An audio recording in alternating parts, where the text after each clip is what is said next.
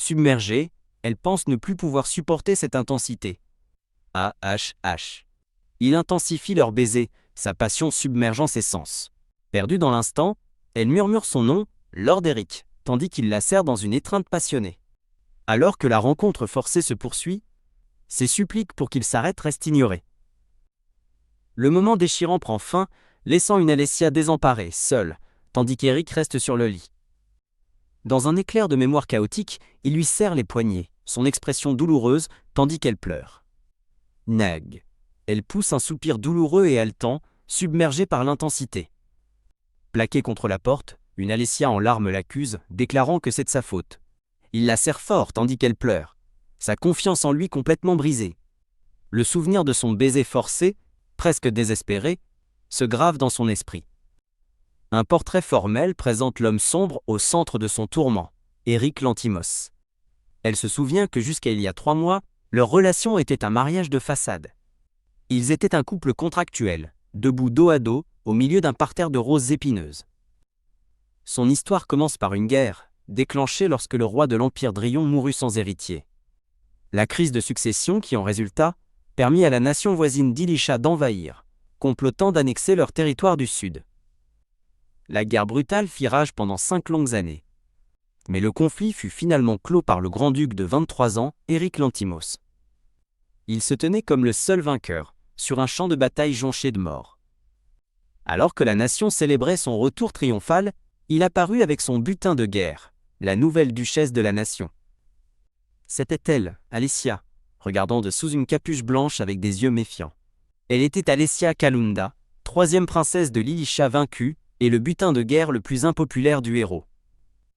À son arrivée, elle fut immédiatement confrontée au froid jugement de la cour d'Orion. Bégaiement. Elle balbutie nerveusement un salut formel, son anxiété palpable. De cruels murmures se répandent dans la cour, se moquant de sa prononciation affreuse et remettant en question son statut royal. Harpée par des insultes traitant son peuple de barbare, elle baisse la tête en signe d'humiliation. Et puis elle le vit pour la première fois, l'imposant et puissant grand-duc Lantimos. Le grand-duc l'informe que sa mère est arrivée et qu'elle peut partir, ce à quoi elle acquiesce discrètement. Elle insiste avec abattement que rien ne va, serrant ses mains dans une détresse silencieuse. Elle réfléchit à leur mariage politique, un arrangement froid destiné uniquement à symboliser la paix entre leurs nations. Leur union est dépeinte comme une étreinte belle mais épineuse, un contraste frappant avec sa réalité politique. La scène se déplace vers le magnifique et imposant domaine du grand-duc. Alors qu'elle passe, une servante trébuche délibérément, projetant un morceau de gâteau sur elle. Atteignant finalement le salon, Alessia s'écrie « Mère !» Sa mère, Lady Kalunda, la salue avec une langue acérée, commentant son apparence changée et son passé d'enfant abandonné. Une Alessia désespérée confie à sa mère qu'elle ne peut plus supporter sa vie ici. Sa mère complimente moqueusement ses bijoux en émeraude, notant sarcastiquement qu'elle doit mener une belle vie. Lady Kalunda attrape froidement la boucle d'oreille d'Alessia et l'interroge sur l'état de son mariage. Le ton de sa mère devient vif, alors qu'elle exige de savoir pourquoi le mariage est la seule préoccupation d'Alessia. Lady Kalunda l'avertit de l'urgence d'un héritier, lui rappelant qu'elle sera remplacée si le grand-duc prend une maîtresse. Alessia explique que son mari est toujours en guerre, la laissant se faire tourmenter par les domestiques. Elle raconte en pleurant leur cruauté. Ils ont lacéré ses vêtements, ruiné son lit et lui ont servi de la nourriture avariée. S'effondrant complètement, elle supplie sa mère de la ramener à la maison, criant qu'elle ne peut pas rester. Le visage de sa mère s'assombrit de fureur alors qu'elle saisit sa fille bouleversée. Rentrée à la maison se moque sa mère, rappelant à Alessia qu'en tant qu'enfant illégitime, elle n'a ni maison ni titre où retourner. Sa mère lui dit de se réveiller et d'arrêter de perdre son temps à jouer l'héroïne tragique. Elle ordonne farouchement à Alessia de trouver un moyen de consolider sa position en tant que grande duchesse. Alessia réalise maintenant qu'elle a pu romantiser la dure réalité de sa vie passée en tant qu'enfant illégitime. Suite à la défaite d'Ilisha, le grand-duc Lantimos lui-même proposa un mariage politique pour assurer la paix. Mais aucune des princesses légitimes n'accepterait l'humiliation, laissant Alessia comme seule option. Une femme aux cheveux roses est assise devant 2 figures sombres et réfléchit à la façon dont un rôle particulier lui est échu. Sa narration révèle qu'en tant qu'enfant illégitime méprisé, elle est devenue une princesse fiancée au grand-duc, réalisant ainsi le rêve de sa mère d'une vie noble. Mais pour que le bonheur de sa mère se réalise, Elle devait être piégée dans une cage dorée, regardant par une fenêtre encadrée de vignes épineuses. Dans un souvenir, une femme rousse coiffée d'un chapeau lui offre une petite boîte, la qualifiant de cadeau, et lui rappelant froidement qu'elle n'a pas de foyer où retourner. La femme aux cheveux roses tient la boîte, maintenant ouverte et émettant une étrange vapeur, et se demande à voix haute si c'est vraiment un cadeau. Alors qu'une brume rose et scintillante s'échappe de la boîte, ses yeux s'écarquillent de choc juste avant que le récipient ne tombe de ses mains et ne s'entrechoque sur le sol. La scène se déplace vers un paisible arrière-plan floral, où une annonce confirme que les dates de voyage pour une visite au duché de Pem ont été fixées. Ailleurs, un homme aux cheveux noirs en uniforme de cérémonie discute d'un traité avec son aide, notant que certaines factions radicales s'y opposent toujours. L'aide, un homme à lunettes, l'informe que les détails ont été compilés dans un document qu'il pourra examiner plus tard. L'attention de l'homme aux cheveux noirs est attirée par un domestique nerveux, et il lui demande si quelque chose ne va pas. Le domestique rapporte que la mère de Madame est déjà partie, mais Madame devrait toujours être dans sa chambre. Arrivant devant une grande porte, l'homme aux cheveux noirs appelle avec inquiétude « Alessia, es-tu là ?» Il tend la main vers la poignée et est surpris de trouver la porte déverrouillée, un air inquiet traversant son visage. À l'intérieur, Alessia est par terre, haletante et rougie par la fièvre, dans un état de détresse évidente. Alors qu'Alessia s'effondre dans un état fiévreux, gémissant à quel point il fait chaud, elle entend l'homme aux cheveux noirs l'appeler et dire qu'il entre, essayant faiblement de l'arrêter. Elle halète brusquement, submergée par une vague soudaine de sensations. Voyant son reflet dans un miroir alors qu'il entre, Alessia essaye désespérément de le renvoyer, affirmant qu'il y a une situation.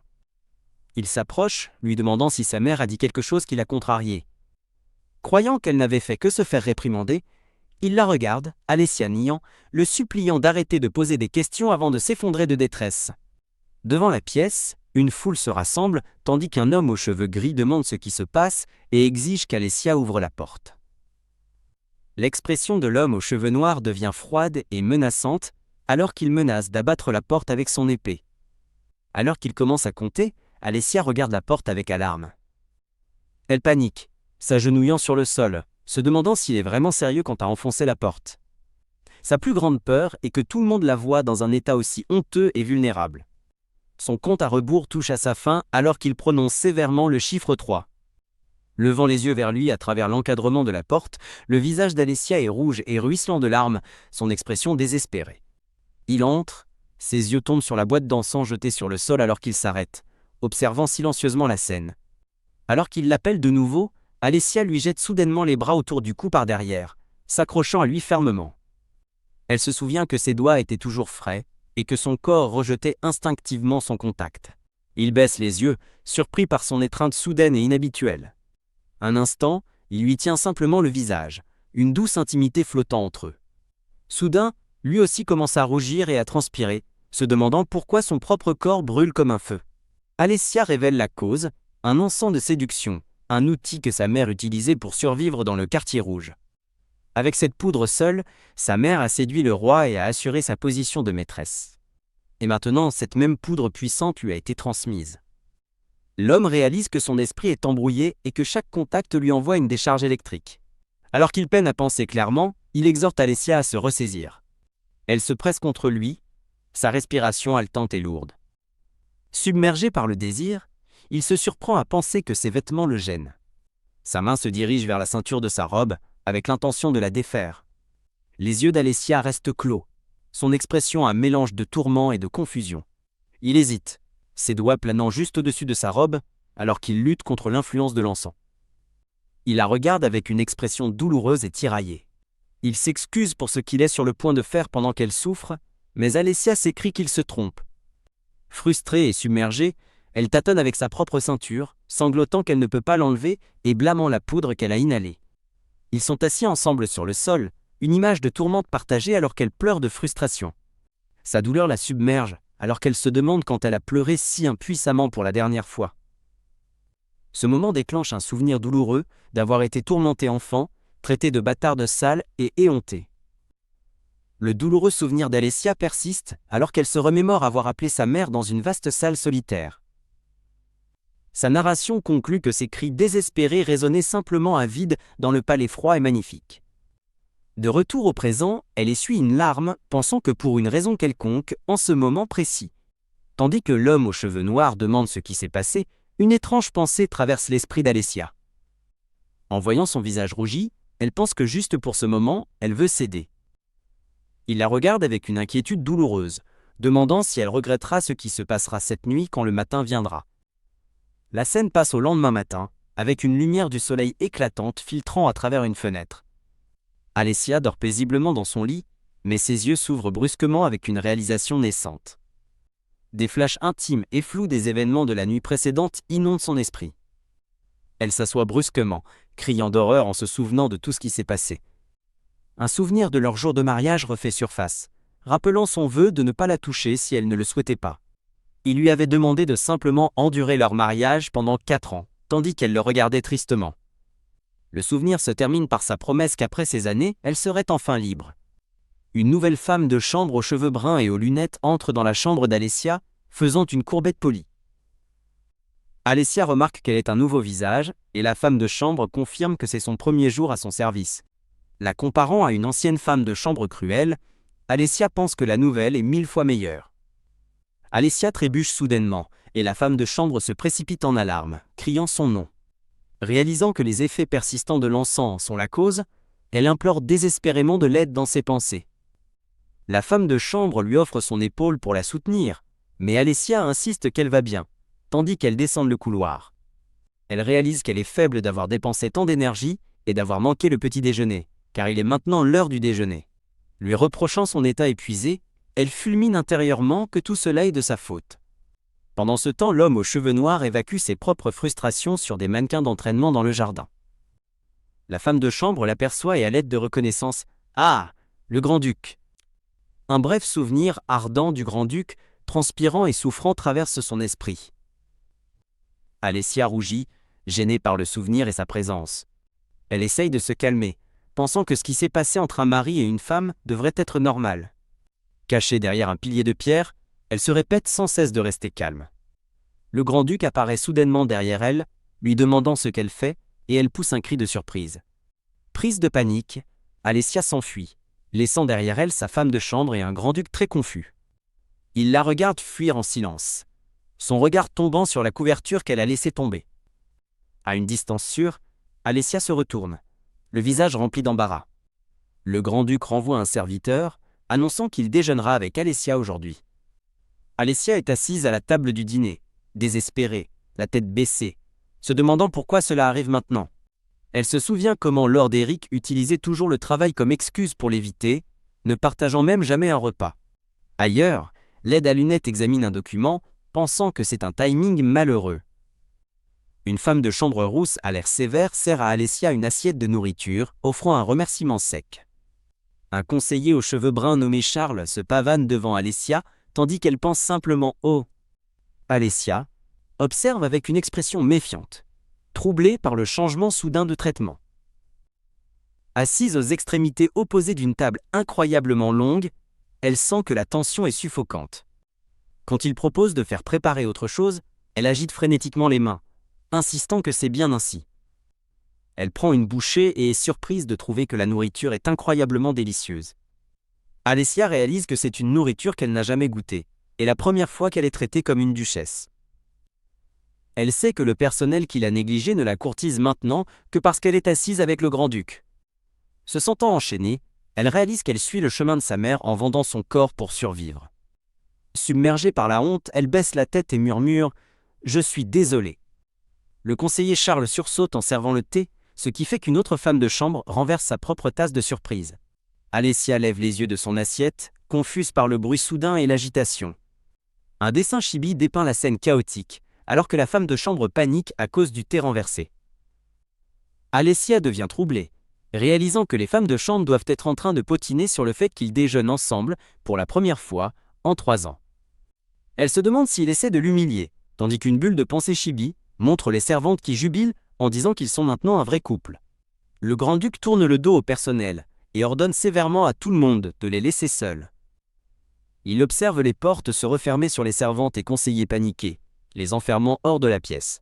Maintenant seul, il sourit d'un air suffisant et saisit la main d'Alessia, lui disant qu'il est trop tard pour fuir. Il abaisse son regard sur leurs mains entrelacées, son expression devenant sérieuse et attentive. Alessia explique que sa mère, inquiète qu'elle n'ait pas conçu, lui a donné l'encens, qu'elle a ensuite laissé tomber par inadvertance. Enfouie son visage dans ses mains, elle insiste désespérément que ce fut un accident et le supplie d'oublier que cela soit jamais arrivé. Criant que c'est tout ce qu'elle a à dire, Alessia s'enfuit, tandis que le grand-duc l'appelle par son nom avec surprise, lui disant d'attendre. Il la rattrape par derrière, arrêtant sa fuite alors qu'elle tourne son visage, embarrassée.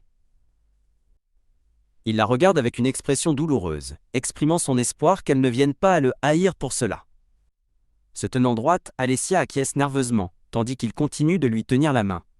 Il lui offre un sourire faible et doux, et la remercie. Il s'excuse, et Alessia acquiesce silencieusement en le regardant partir.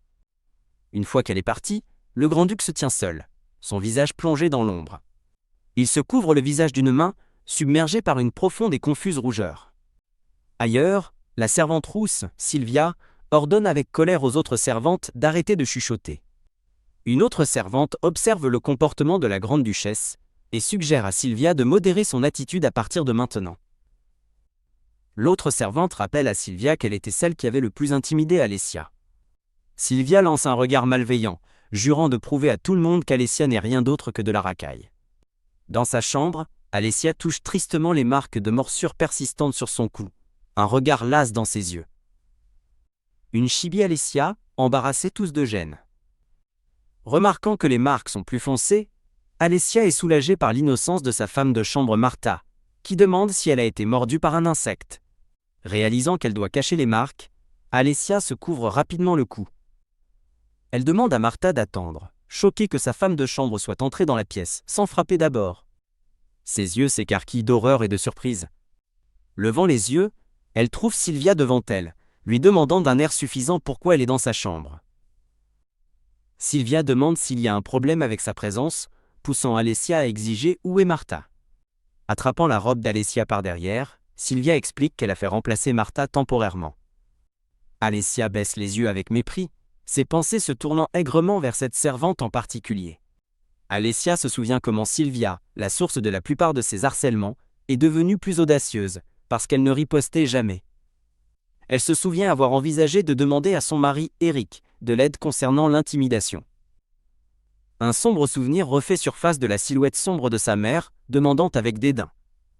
Et alors ?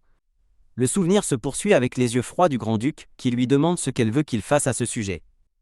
De retour au présent, Sylvia sourit d'un air condescendant et dit qu'elle comprend. Sylvia commence à habiller Alessia d'une nouvelle robe. Sylvia la sermonne, disant que dans l'Empire Orion, une dame doit porter un corset ou devenir la risée pour sa mauvaise posture. Avec un regard cruel, Sylvia insinue que peut-être Alessia n'a de toute façon plus rien à perdre. Les pensées intérieures d'Alessia bouillonnent de rage face au culot absolu de la servante. Sylvia demande d'un ton moqueur si le corset est trop petit pour elle. Elle continue ses insultes, affirmant que même les filles de village ont une silhouette plus tonique. Sylvia déclare que la présence d'Alessia fait du grand-duc la risée et qu'elle ne sait même pas pourquoi elle est là. Une image sinistre et ombragée de Sylvia montre son sourire cruel et triomphant. Alessia raconte que le tourment constant de Sylvia la remplissait d'une anxiété persistante. Elle se souvient comment le corset mal ajusté est devenu une source d'angoisse, la poussant à développer un trouble alimentaire. Ses pensées se tournent vers la façon dont sa valeur fut définie par son poids, sa silhouette et son apparence. Désespérant de son incapacité à perdre du poids, elle se souvient comment même manger commença à lui sembler un péché. Un souvenir revient, celui d'avoir entendu dire que les femmes de l'Empire qui ne portent pas de corset sont une honte pour leur famille. Rappelant cette croyance oppressive, une autre voix remet en question avec défi l'époque dans laquelle ils vivent. Ses pensées se poursuivent, reconnaissant que, pendant un temps, l'Empire a favorisé l'extrême minceur, ce qui a mené à la création du corset. Cependant, elle se souvient qu'il est rapidement devenu notoire que ces soi-disant instruments de beauté causaient des dommages importants. Le souvenir des leçons d'histoire persiste, citant un incident majeur où une femme portant un corset s'est évanouie. Cela a conduit à un mouvement contre eux, initié par la fille d'un comte, Xenia, et une voix ajoute que personne ne porte plus de corset. Avec une clarté retrouvée, le regard acéré d'Alessia croise celui de Sylvia, alors qu'elle exige de savoir où elle a obtenu ce vêtement démodé. Alessia réalise qu'il n'y a jamais eu de honte au départ. Sylvia avait simplement exploité son complexe d'infériorité pour la contrôler. Elle se souvient comment elle a été poussée dans un bourbier d'autodétestation, s'avouant qu'elle était bien trop faible. Maintenant debout avec confiance devant la servante rousse, Alessia attend qu'une Sylvia confuse lui demande ce qu'elle veut. Ses yeux brillant d'une froide fureur, Alessia va droit au but, déclarant « J'ai dit que tu es renvoyé ». Sylvia réagit avec incrédulité et rage, remettant en question l'identité d'Alessia, tandis qu'Alessia lui renvoie calmement la question. Alessia annonce puissamment toute son autorité en tant qu'Alessia, l'épouse légitime du grand-duc Lantimos et maîtresse de la maison, et l'employeuse de Sylvia. Elle commence à énumérer les transgressions de Sylvia, de l'abandon de son poste, sans permission à sa négligence constante des repas et des vêtements. Saisissant le vêtement offensant, elle conclut sa liste avec l'affaire du corset. Pointant un doigt accusateur sur la servante stupéfaite, Alessia déclare que Sylvia ne peut pas s'en sortir par la parole. Sylvia bafouille avec indignation, exigeant de savoir quand Alessia a acquis une telle autorité. Défiant l'insubordination de la servante, Alessia répond froidement « Très bien ». Elle se penche et suggère de régler l'affaire devant le grand-duc, ce qui fait que Sylvia se demande nerveusement de quel côté il prendrait. La voix d'Alessia dégouline de sarcasme, tandis qu'elle se demande à voix haute si le duc louera une servante aussi dévouée, emplissant Sylvia de terreur. Tandis que Sylvia pousse l'autre servante en avant, Alessia félicite joyeusement une Martha choquée d'être devenue sa servante personnelle officielle. Sylvia pousse désespérément une Martha confuse hors de la pièce, lui disant de simplement partir. Plus tard, une autre servante observe qu'elle n'aurait jamais cru qu'Alessia riposterait, tandis qu'une Sylvia furieuse spécule qu'elle doit avoir pris une étrange drogue. Rétrogradée et humiliée, Sylvia bouillonne de rage, maudissant intérieurement Alessia. Dans un jardin lumineux et ensoleillé, Alessia étreint joyeusement Martha, lui disant combien elle lui avait manqué. Elle réfléchit à sa confrontation avec Sylvia, réalisant que ce soit par intimidation ou par culpabilité, la servante a finalement cédé. Soulagée, Alessia s'avoue qu'elle est heureuse que Sylvia ait reculé, car elle se serait figée si elle avait été forcée de discuter devant Lord Eric. Alors qu'elle lui coiffe les cheveux, Martha demande si Alessia est heureuse qu'elles aient reculé, une phrase qu'Alessia ne comprend pas tout à fait. Regardant autour de la luxueuse pièce, Alessia s'avoue qu'elle ne sait pas ce que sa servante voulait dire. En regardant son reflet, Alessia prend une décision ferme, se mordre les lèvres et endurer ne changera plus rien. Elle se résout à utiliser tous les moyens nécessaires pour assurer sa position, ne se souciant plus d'être traitée de vulgaire. Se tournant vers sa servante avec une expression douce mais déterminée, Alessia demande de l'aide pour changer ses vêtements. Ailleurs, le grand-duc, vêtu d'un uniforme de cérémonie saisissant, reçoit une petite boîte d'un aide. Son aide annonce un visiteur, mais le grand-duc le congédie, déclarant qu'il est occupé. L'aide précise que la visiteuse est sa seigneurie, alors que la scène se concentre sur l'élégante broche papillon bleu dans les cheveux d'Alessia. Le grand-duc se tourne et découvre une Alessia magnifiquement vêtue et rougissante, et s'excuse de l'avoir fait attendre. Elle explique qu'elle a entendu dire qu'il travaillait tard et lui a apporté un thé spécial pour combattre la fatigue et favoriser l'éveil. Les deux partagent un moment calme et agréable autour du thé, dans un salon baigné de soleil. Il commande son changement de tenue, et elle explique que c'est un changement rafraîchissant maintenant qu'elle est libérée des corsets. Alessia expose son véritable but, rapportant qu'elle a renvoyé sa servante personnelle et l'a remplacée par Martha. Elle s'excuse de le rapporter après coup, mais le grand-duc se contente de la regarder avec une expression perplexe. Son manque de colère la surprend et elle balbutie. « V ? Vraiment ?» Il la regarde intensément, prononce son nom et lui rappelle fermement. « Tu es ma femme. » Se penchant plus près, il lui assure qu'en tant que sa femme, elle n'a pas besoin de chercher son approbation pour de telles questions. Le dos tourné vers lui, Alessia prend sur elle et annonce qu'elle a une dernière requête. Les mots durs de sa mère résonnent dans son esprit, lui disant d'arrêter de jouer l'héroïne tragique et de consolider sa position. Le conseil de sa mère renforçant sa résolution, Alessia prend une profonde inspiration. Elle lâche brusquement la demande de changer son professeur de langue, devenant immédiatement troublée. Il explique pensivement que les tuteurs maîtrisant leurs deux langues sont rares et qu'un remplaçant sera difficile à trouver.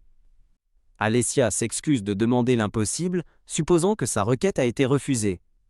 À son grand choc, il sous-entend qu'il exaucera sa demande, la faisant demander. « Hein ? Comment ? Vraiment ?» Le grand-duc offre un léger sourire doux et lui dit avec confiance de le lui laisser faire. Alessia sirote son thé, intérieurement soulagée qu'il ne l'ait pas pressée de détails. Elle repense à sa tutrice de langue, Madame Michel, qui méprise les gens d'Ilisha, tout comme les autres. Un souvenir montre comment Madame Michel la négligeait, forçant Alessia à étudier seule et entravant ses progrès. Elle se souvient avoir humblement essayé de demander de l'aide à sa tutrice pour un mot qu'elle ne connaissait pas. Sa tutrice a réagi avec fureur, la réprimandant de ne pas simplement utiliser le dictionnaire et de faire une scène. Le souvenir des insultes cruelles de sa tutrice la pique encore, mais elle voit maintenant ce changement comme une bonne chose. Elle rêve d'un futur où, avec un nouveau professeur, elle pourra enfin parler sans être raillée pour sa prononciation. Sa fantaisie continue avec une scène idyllique du grand-duc l'aidant à étudier, un tableau de bonheur domestique. L'agréable rêverie se brise brusquement lorsqu'elle lève les yeux, surprise par sa présence intense. Une fantaisie à la manière chibi, où elle est troublée, le montre penché beaucoup trop près pour une simple leçon. Il se penche, l'expression sérieuse, et demande si quelque chose ne va pas. Une réalisation horrible se lève pour une Alessia rougissante. Son nouveau professeur ne pouvait pas être lui. Elle se souvient furieusement de sa promesse de « lui laisser faire », réalisant qu'il parlait de lui-même depuis le début. Il la rassure gentiment, disant que transmettre son intention est plus important qu'une prononciation parfaite, lui disant de ne pas être nerveuse. Submergée par sa proximité, ses pensées s'emballent alors qu'elle réalise que son visage est bien trop près. L'intimité du moment s'intensifie, tandis qu'elle sent son souffle sur sa peau. Elle se dit frénétiquement de se calmer, voyant cela comme l'occasion parfaite pour laquelle elle avait forgé sa résolution. Se souvenant du conseil sévère de sa mère, elle sait qu'elle doit emprunter son pouvoir pour échapper à sa vie misérable. Elle réaffirme son objectif, l'avoir de son côté, quoi qu'il en coûte. Le grand-duc, tout aussi troublé, se demande pourquoi c'est lui qui est séduit à la place. Il pose délicatement sa main sur la sienne, se disant d'être subtil. La voyant perdue dans ses pensées, il l'appelle par son nom, Alessia, pour attirer son attention. Tirée de ses pensées, une Alessia chibi troublée revient à la réalité. Elle raconte sentir son souffle dans son oreille et les battements de son cœur contre son dos, la rendant rigide. Mais sa confiance vacille lorsqu'elle voit son expression complètement vide. Elle commence à spéculer que peut-être il est simplement habitué à de telles affaires amoureuses. Ceci, pense-t-elle, expliquerait son comportement calme et habile durant leurs moments intimes. Il brise la tension en suggérant qu'il pratique davantage, ce à quoi elle accepte humblement. Elle réfléchit à la façon dont il loue ses succès et corrige gentiment ses erreurs, contrairement à sa tutrice précédente. Alessia contraste cela avec sa première impression de lui comme froid, effrayant et inamical. Elle conclut qu'elle a eu tort de le juger simplement sur son apparence. Les deux partagent un moment calme et confortable autour d'un thé après leur leçon. Le grand-duc l'observe, pensant en lui-même qu'elle réduit progressivement la distance entre eux. Tout soudain, le grand-duc s'effondre dans une violente quinte de toux crachant du sang. Une Alessia paniquée se précipite à ses côtés, demandant s'il va bien. Une pensée horrifiée lui traverse l'esprit, alors qu'elle se demande ce qu'elle aurait pu mettre dans le thé. Elle fixe la théière avec une confusion totale, essayant de comprendre ce qui s'est passé. Pas possible. Un souvenir choquant refait surface, celui de Martha ajoutant quelque chose au thé, et Alessia réalise l'horrible vérité. Il lui saisit le poignet, ses yeux brûlants de colère, alors qu'il exige de savoir ce qu'elle essaye de faire. Il l'accuse, demandant si c'était un accident, tandis qu'elle essaye frénétiquement d'expliquer que c'est un malentendu, admettant qu'elle n'a jamais voulu cela. Il la presse froidement, exigeant de savoir pourquoi elle a fait cela, et quel est son objectif. Son œil s'écarquille de pure terreur face à son accusation. Il demande froidement si toutes ses récentes actions n'étaient qu'un stratagème pour obtenir une nouvelle tutrice et une domestique. Avec une expression de douleur, elle demande doucement s'il n'est pas naturel pour une femme de vouloir plaire à son mari. Le grand-duc reste silencieux, son expression illisible tandis qu'il traite ses mots. Se penchant, il demande d'un ton menaçant si elle est préparée aux conséquences de ses actions. Dans un souvenir sombre et épineux, Alessia serre une petite boîte, se rappelant son intention première de l'utiliser dès le début. Martha, sa femme de chambre à lunettes, demande nerveusement à une Alessia surprise si la boîte est un cadeau pour le grand-duc. Alessia rejette joyeusement l'inquiétude de sa femme de chambre, qualifiant la boîte de vulgaire bibelot tout en regardant son propre reflet souriant. Un doux souvenir romantique commence, se concentrant sur les cheveux élégamment tressés d'Alessia et son collier ras du cou en ruban bleu. Elle se souvient avec tendresse de l'espoir que leurs doigts se toucheraient accidentellement, remémorant un moment tendre avec le grand-duc. Le souvenir continue avec le grand-duc tenant doucement son visage, leurs regards fixés dans un moment d'intimité pure. Submergée par l'émotion, une Alessia rougissante chérit son doux contact. Le souvenir bascule violemment, alors qu'elle se remémore non pas un doux contact, mais une passion accablante lorsqu'il lui embrasse le cou. Son souvenir devient terrifiant, alors qu'elle se souvient l'avoir supplié d'arrêter, incapable de respirer, tandis que la petite boîte lui échappe des mains. Un gros plan sensuel et écrasant montre le torse musclé et luisant du grand-duc. Ah, une Alessia rougie et submergée halète. Kia, elle hurle dans un flashback, alors que le grand-duc la submerge avec passion. Dans le souvenir chaotique, il l'étreint férocement par derrière, enfouissant son visage dans son cou tandis qu'une boîte ornée est posée à proximité. Le souvenir passionné et agressif se poursuit, les montrant enlacés dans une étreinte rude. Submergée, elle pense qu'il est trop brusque, ses protestations étouffées étant inaudibles. Elle se rappelle le contraste frappant entre sa rudesse actuelle et la douce tendresse qu'elle avait ressentie auparavant. Sa voix traverse son brouillard, notant qu'elle est venue bien préparée avec son choix de lingerie. Déconcertée par son expression intense, elle se demande pourquoi il a l'air si en colère. Il se penche sur elle et lui demande d'un air menaçant si ce n'est pas ce qu'elle voulait depuis le début. Son œil s'écarquille sous le choc pur et sans mélange de son accusation. Elle tente désespérément de justifier ses actions auprès d'elle-même, insistant sur le fait qu'elle ne faisait que suivre les ordres de sa mère. Alors que le souvenir s'intensifie, elle crie son nom paniqué. « Attendez, Lord Eric !» Ses supplications de « arrêtez » sont ignorées alors qu'il poursuit son avance agressive. Le souvenir devient un flou de passion et de force, alors qu'elle le chevauche dans une étreinte chaotique. Elle halète, complètement submergée par l'intensité du moment. Toc, toc. Un Ned interrompt le moment ardent depuis l'extérieur de la porte, demandant si le grand-duc a un instant. L'interruption laisse Alessia horrifiée, et le grand-duc, avec une expression sombre et indéchiffrable. Un instant de béatitude sensorielle envahit Alessia au milieu du chaos. Led, consultant sa montre, appelle la madame, ignorant la scène à l'intérieur. À l'intérieur, Alessia étouffe un son, couvrant sa bouche tandis que la rencontre passionnée se poursuit. Il demande d'un air menaçant si elle accueillerait un autre homme de cette manière, ce qui provoque un noun terrifié de sa part. Entendant son cri, Led appelle son titre avec alarme de derrière la porte. Le grand-duc instruit calmement Led de dire à Moredo qu'il sera bientôt là, laissant une Alessia échevelée sur le sol. Il se tient au-dessus d'elle, son visage ombragé par une expression complexe et sombre. Une Alessia furieuse et humiliée l'affronte, exigeant de savoir à quoi il pensait. Il se penche, l'accusant d'avoir désiré que cela se produise au fond d'elle. Touchant doucement ses lèvres, il confesse qu'il s'est retenu tout ce temps.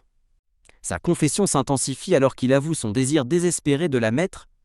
Serrant sa main, il se lamente qu'elle continue de le tenter, ignorant complètement l'immense retenue dont il a fait preuve. Avec des yeux violets ardents, il prononce intensément son nom, Alessia. Il livre une dernière et stupéfiante confession. Il n'est pas le saint qu'elle imagine qu'il est. Le souvenir déchirant prend fin et une Alessia bouleversée est vue fuyant la grande pièce.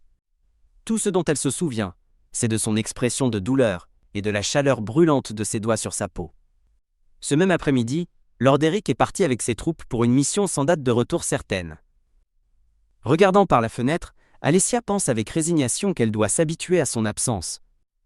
Cependant, le confident du grand-duc, Evan, est resté sur place, s'assurant que les femmes de chambre ne dépasseraient pas les bornes.